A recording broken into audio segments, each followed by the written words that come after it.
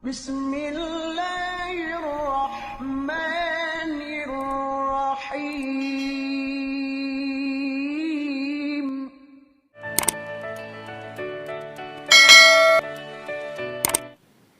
Assalamualaikum warahmatullahi wabarakatuh.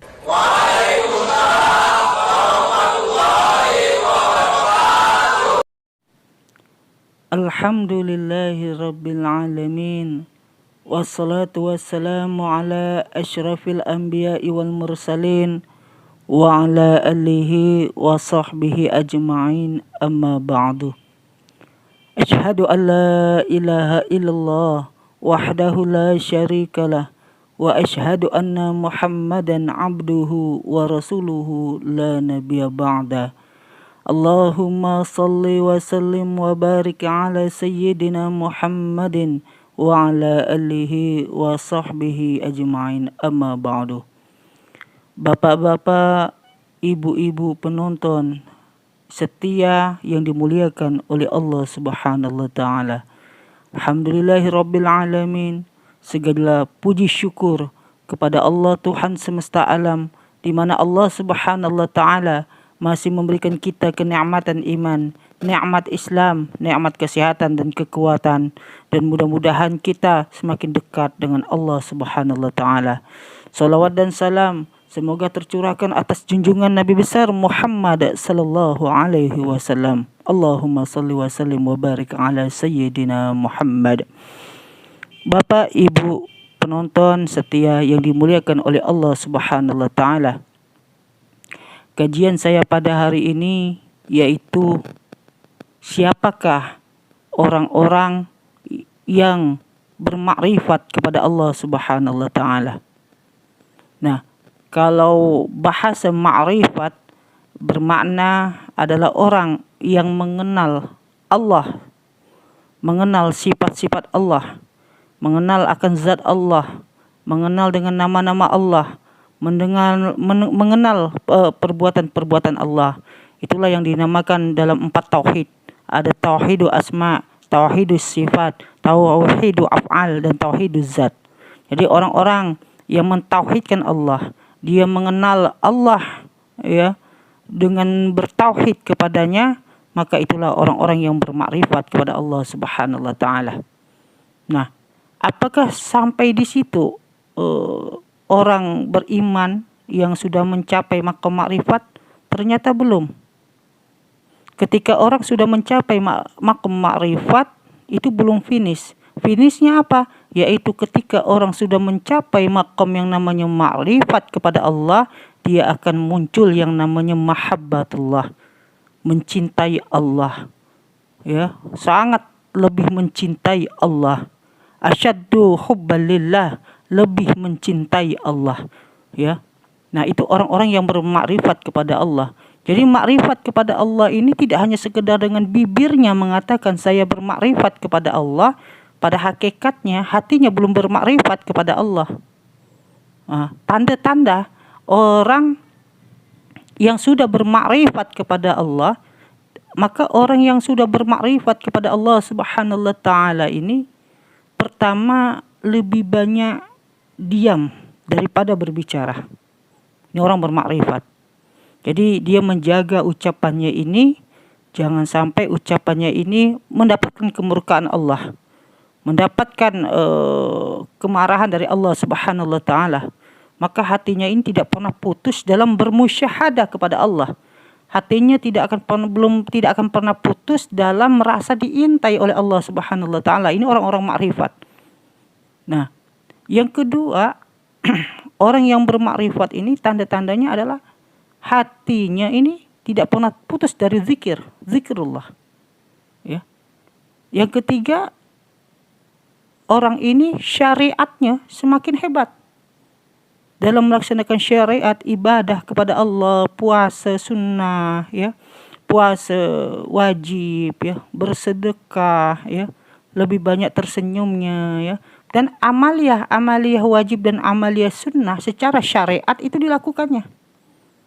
Ini orang makrifat.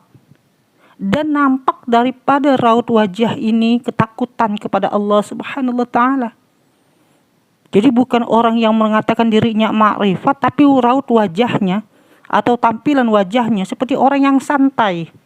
Berbicara menyakitkan hati orang, santai. Menipu orang, santai. Berdusta, santai. Meninggalkan ibadah, santai. Ya, orang-orang ahli makrifat kepada Allah ini, dia akan berhati-hati dalam ucapan, berhati-hati dalam tingkah laku, berhati-hati dengan perbuatan. Orang yang sudah bermakrifat kepada Allah Subhanahu wa taala, raut wajahnya ada tampak ketakutan. Nah, takut ini bukan berarti orang ini lari dari Allah, bukan. Tapi ketakutan seseorang ini menambah dia dekat kepada Allah. Satu contoh. Ya, satu contoh.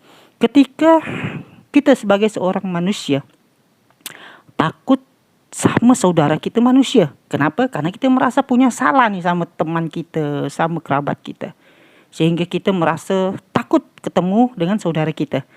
Ada merasa minder, ada merasa segan, ada merasa malu. Menyebabkan kita ingin menghindar, kadang-kadang ingin menghindar. Ini sebuah ketakutan, ya kan? Ketakutan. Nah, contoh ini seperti ini. Nah, seharusnya bukan menghindar. Ketika kita punya masalah dengan saudara kita ini, yang seharusnya kita lakukan adalah mendekati saudara kita, meminta maaf sama-sama saudara kita, dan kita menjalin hubungan persaudaraan dengan saudara kita. Itu yang namanya orang yang ada ketakutan. Yang dikatakan takut seperti itu. Takut masalahnya berkepanjangan. Ya kan? Takut ada masalah di masa depan. Maka yang harus dilakukannya adalah melakukan pendekatan. Meminta maaf. Lalu menjalin hubungan silaturahmi. Itu yang namanya orang ketakutan. Begitu juga kita dengan Allah Subhanahu wa taala. Jadi kalau orang bermakrifat kepada Allah, dia merasa takut kepada Allah, dia tidak akan jauh dari Allah. Dia akan dekat sama Allah. Bertaubat kepada Allah, melaksanakan sholat taubat. Ya, menangis di tengah malam, menyesali semua perbuatan atas dosa-dosa yang pernah dilakukannya kepada Allah. Dan dia menjalin hubungannya antara dirinya dengan Allah sebagai seorang hamba kepada Tuhannya, yaitu Allah Subhanahu wa taala. Makanya kalau orang sudah bermakrifat kepada Allah, ya, ketakutannya itu setiap waktu ada ketakutan. Sesuai dengan perkataan baginda Rasulullah SAW, ittaqullaha haitsu ma kunta. Takutlah kamu kepada Allah di mana saja kamu berada. Jadi kalau orang bertakwa, beriman kepada Allah ini, yang bermakrifat kepada Allah Subhanahu wa taala ini, dia akan merasa punya perasaan takut kepada Allah. Takut kalau buka aib orang, takut kalau dia bermaksiat kepada Allah, takut matanya memandang hal-hal yang dilarang oleh Allah, takut telinga mendengar maksiat kepada Allah, takut tangannya memegang hal-hal yang diharamkan oleh Allah Subhanahu wa taala. Takut. Jadi kalau orang ada ketakutan ini, dia akan menghindar, akan menjauhi apa yang dilarang oleh Allah, dan dia akan mendekatkan diri kepada Allah dengan apa yang diperintahkan oleh Allah Subhanahu wa taala. Nah, itu tanda-tanda orang yang bermakrifat kepada Allah Subhanahu wa taala. Tentu sebuah pertanyaan kita, bagaimana kita bisa mendatangkan makrifat hati kita ini kepada Allah? Nah, yang namanya makrifat ini hubungannya dengan qalbu, ya. Makanya Allah Subhanahu wa taala mengatakan qad aflaha man zakkaha. Beruntung orang yang hatinya itu suci atau bersuci atau disucikan. Beruntung orang yang mempunyai hati yang disucikan. Artinya hatinya bersih. Hati ini ibarat sebuah rumah. Kalau rumah ini kotor, oh banyak sekali kuman, virus, penyakit itu masuk ke dalam rumah. Iya kan? Lalat, cacing, ulat semua ada di sini dalam rumah. Nah, begitu juga dengan hati. Jadi kalau hati kita bersih, hati kita tidak kotor, maka yang akan masuk adalah Allah Subhanahu wa taala. Sifat-sifat Allah Subhanahu wa taala. Yang masuk di dalam hati kita nama-nama Allah Subhanahu wa taala. Yang masuk di dalam hati kita perbuatan Allah Subhanahu wa taala. Ya, yang dimasuk dalam hati kita hanya Allah Azza wa Jalla. Nah, itu hati orang-orang yang hati-hati orang yang bersih. Nah, cuman bagaimana cara membersihkan sebuah hati? Tentu ada tahapan-tahapannya, ya kan? Cara membersihkan hati, yang pertama dengan zikrullah, zikir kepada Allah Subhanahu wa taala. Aksiru min qauli la ilaha illallah. Perbanyak daripada mengingat Allah, yaitu la ilaha illallah. Nah, yang berikutnya kita harus punya ilmu. Itu harus menuntut yang namanya ilmu. Ilmu yaitu untuk mengenal diri kita. Ya kan, mengenal diri kita supaya kita ini bisa mengetahui jati diri kita, apa batasan-batasan kita antara kita dengan Allah Subhanahu wa taala, agar kita tambah bermakrifat dan tambah dekat dengan Allah Subhanahu wa taala. Bapak-bapak, ibu-ibu penonton yang dimuliakan oleh Allah Subhanahu wa taala. Nah, apalagi yang harus kita lakukan yaitu beribadah kepada Allah Subhanahu wa taala. Nah, untuk membersihkan hati ini tentu dengan ibadah wajib, ibadah sunnah, dan melakukan zikir-zikir, amalan-amalan zikrullah, ya. Terus bersalawat kepada baginda Rasulullah sallallahu alaihi wasallam dan membaca Al-Qur'anul Karim.